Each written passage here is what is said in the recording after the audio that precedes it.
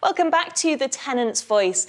Now, The Tenant's Voice works with various organisations in the community to guarantee a good renting experience, but not every renting experience is a positive one. And if you do find yourself in a bad housing situation or need legal support, then The Tenant's Voice recommends Shelter. Shelter is really working hard to get to the root cause of bad housing by campaigning for new laws, policies and solutions. And it's thanks to Shelter that revenge evictions are becoming illegal in the UK. It started with a petition to fix private renting.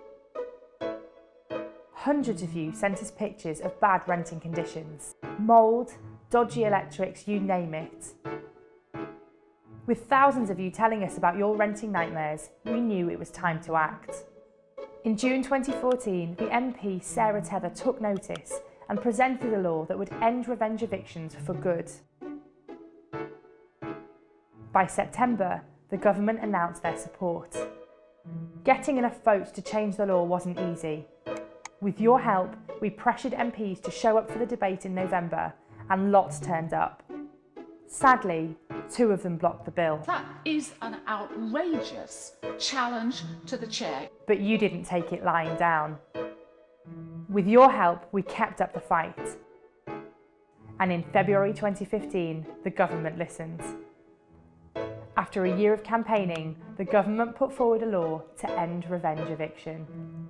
And that's it. That's how you change the law. Thank you.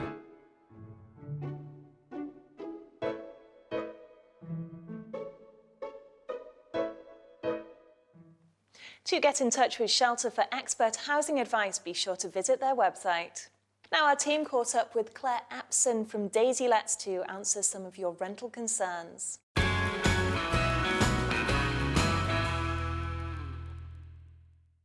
We asked our viewers at thetenantsvoice.co.uk to send in some questions for our industry expert. So the first question is from Clara, and she said, I received a notice requiring possession. The estate agent has done this checkout inspection and they are asking me to pay for it. So does she have to? So tenants need to be really clear from the beginning, when they see the agent or the landlord at the beginning of the tenancy before they sign the contract, who's paying for what, because each agency will do different things. So some will charge the landlord for both the check-in and the check-out, and vice versa, the tenant could end up paying both. But usually they split it, but you need to make sure who's doing which one. So it's all in the contract, so make sure you check your contract. It may be in the contract, or it may just be in the terms and conditions you sign at the beginning, or nowadays every agent has to display a list of their fees now in their office, so it's very clear for people now. OK, now Dave asks, our letting agent landlord has requested 6 months rent in advance on a 6-month tenancy agreement, as well as a guarantor. Is this possible, as the rent would cover the entire period of the tenancy? Can I request the fee for a guarantor credit check be returned by the letting agent? So it's probably not as straightforward as it seems here initially. So even though the tenancy is for 6 months, it could be that it will roll on to a periodic contract. Quite often tenancy agreements can be for 12 months with a 6-month break, but even if they're just for 6 months, it's usual that tenants will stay beyond that time. So the agent's just trying to cover their back and the landlord's back so that they've got the rent ongoing for the rest of the tenancy. So unfortunately, yes, they probably do have to pay the fee for the guarantor. Yeah. So Kathy asks, hi, my landlord has been saying hurtful things about me to my other housemates and has been treating me unfairly. My landlord told my housemate that if I move out, he will decrease the rent for everyone. The thing is, I did nothing to him and my housemate is the one that throws all the parties, but my landlord treats him way better than me. I just don't know what to do. I would encourage Kathy here to sit down and have a meeting with her landlord, maybe informally, and have a chat through things, because I suspect there's more to this than meets the eye. She's only got her flatmate's word for what the landlord said to her, or about her in this instance. So I would encourage them all to sit down over a cup of tea and try and work things out. Communication's key, isn't it?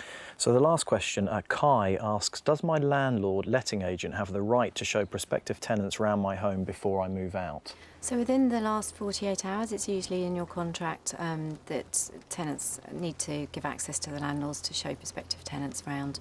You can be amenable to this if you like and give them less time, or time slots on a Saturday if you don't want to be disturbed all day within a couple of hours. But yes, generally they do have the right to show tenants around. Thank you for all that advice, Claire. Be sure to visit thetenantsvoice.co.uk to put your questions to our industry experts.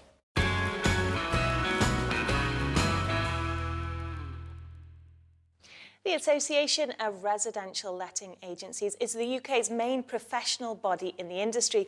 Joining me now is the new president of the organisation, Peter Savage. Peter, thank you for joining us. Thank you very much. Yes, we actually have 7,000 members now, covering 18,000 offices across the country. Well, this is a very good opportunity then to speak to you from a tenant's perspective, because of course, letting agencies, right or wrong, don't have the best reputation from a renter's point of view.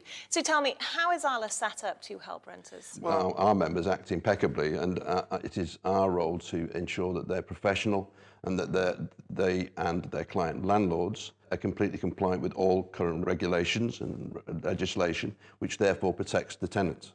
So, Peter, what are the objectives of Arla? There's only one main objective, and that is to bring in full regulation of our industry across the board in the UK.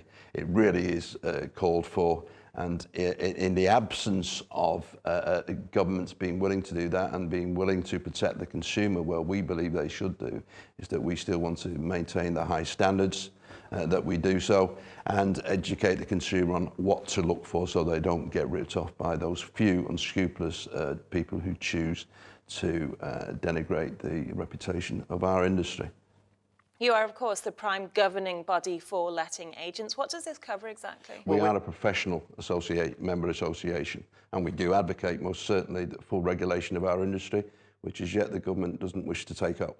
So, for example, if your letting agent's tenant has an issue, how could they come to you to seek advice or help? Well, it depends. I mean, it depends on what sort of level you're talking about. I mean, directly to Arla would be something that really a tenant would not do. However, it's a great source of information on our website with regard to student lets, how to rent, a brochure that was introduced by the government last year, how to avoid fraud in rentals, etc., etc. So it's a really good source for someone who's not rented before to go on the site first and read the do's and don'ts of what to look out for. And of course, the most important thing to look out for is an Arla member. Well, Arla's been about since the 80s, if I'm not wrong. So I imagine the property landscape has changed considerably over that time. Indeed. So when it comes to these sort of issues, are rights sort of in favour of tenants, or do contracts really favour sort of the landlords? No, I strongly feel that the tenancy is very well protected, and in fact, I mean, I remember well coming to London in the days before the Housing Act was changed in 1988, and latterly in 1989 when the assured short-hold tenancy was agreement. It was quite dangerous for an individual to rent out their property, really, and there was no such thing as buy-to-rent in those days.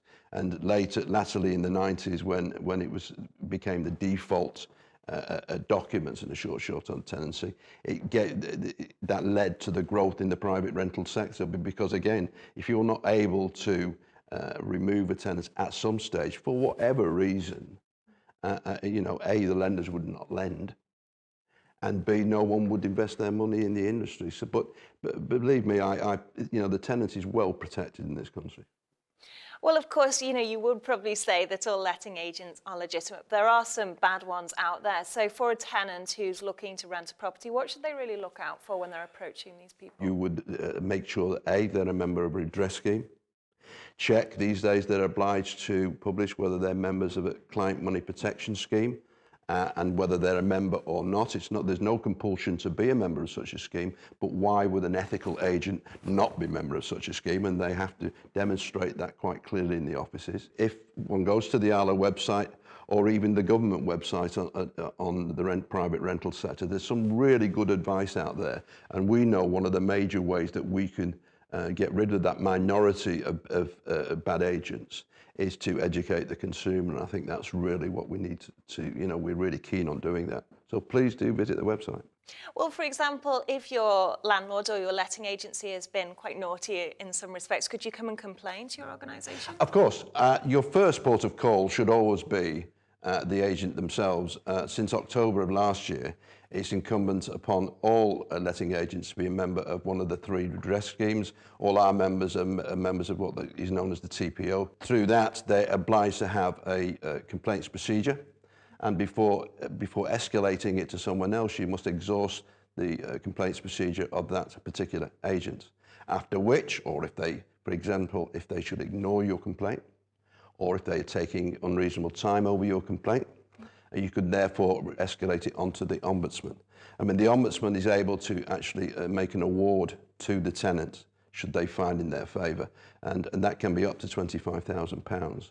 Unfortunately, we haven't got the power to make such awards. However, even after dealing with successfully with the Ombudsman, if that tenant still feels that they feel some disciplinary measures should be taken against the agent via their professional body, then they again are still able to complain to us directly, and we can fine or throw out the member from our association. Okay, so from a tenant's point of view, I think a big issue that often comes up is knowing who's responsible for what, the letting agent, the landlord, or the tenant. Do you offer advice in this sort of area? ALA as an association would not, but if you're talking about a good quality letting agent, then you most certainly would.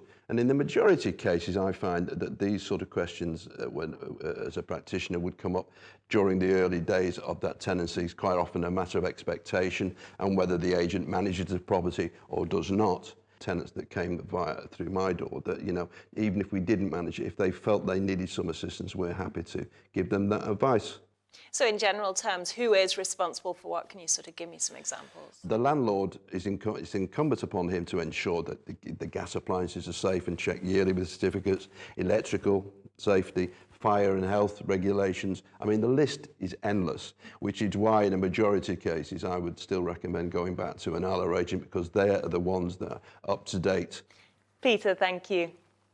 Now we hit the streets to find out your views on renting in the UK.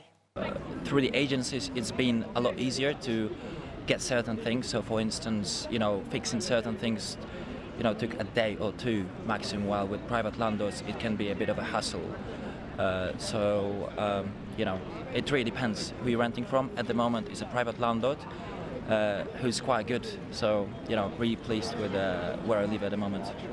I lived in a flat and the rent was really cheap, so it was really good. But on the other hand, the building was really run down, but we didn't know whether to say something to our landlord and therefore get a nicer property or keep the rent cheap. But they didn't, on their own, will come and make our flat nicer. So that experience wasn't very fun because we ended up living in a place that wasn't enjoyable to live in, but our rent was cheap.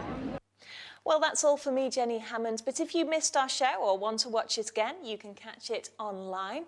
And if you have any questions for our industry experts or simply want to get in touch, then please visit our website at www.thetenantsvoice.co.uk. Thanks for watching and bye for now.